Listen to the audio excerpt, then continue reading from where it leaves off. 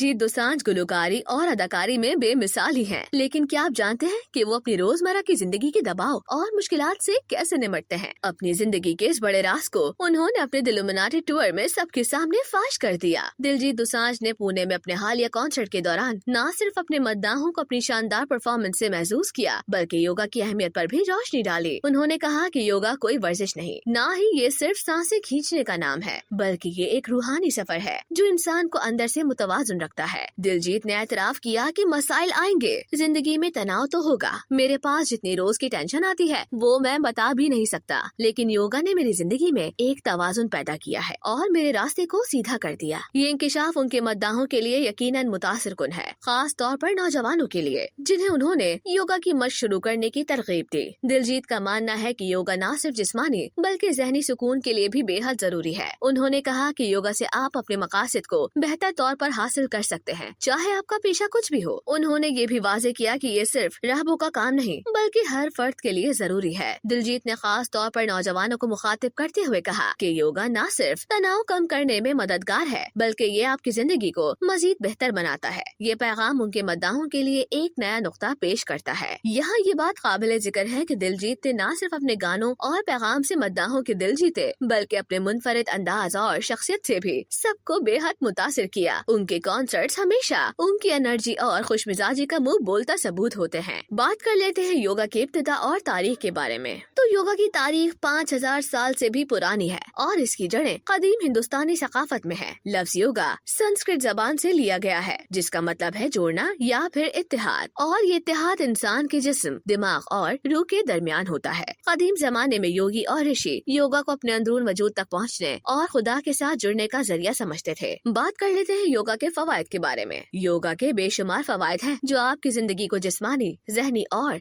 जज्बाती तौर पर बदल सकते हैं। अगर जिस्मानी सेहत की बात करें तो योगा जिस्म को लचकदार और मजबूत बनाता है, खून के दौरान को बेहतर करता है और मुदाफती निजाम को मजबूत करता है। ज़हनी सुकून की बात करें तो योगा ज़हनी दबाव को कम करने, दिमागी सुकून हासिल करने और बेहतर नींद के लिए मददगार साबित होता है। और अगर रूहानी फायदों की बात करें तो योगा के जरिए आप अपने अंदरूनी वजूद को समझ सकते हैं और रूहानी सुकून हासिल कर सकते हैं। योगा के ये फवायद हर उम्र के लोगों के लिए यकसा तौर पर फायदेमंद है। इससे हमें ये मालूम होता है कि योगा सिर्फ एक वर्जिश नहीं बल्कि जिंदगी गुजारने का एक अंदाज है। ये आपको अपनी असल हकीकत से रोशनास करवाता है और एक पुरअमन जिंदगी की तरफ लेकर जाता है।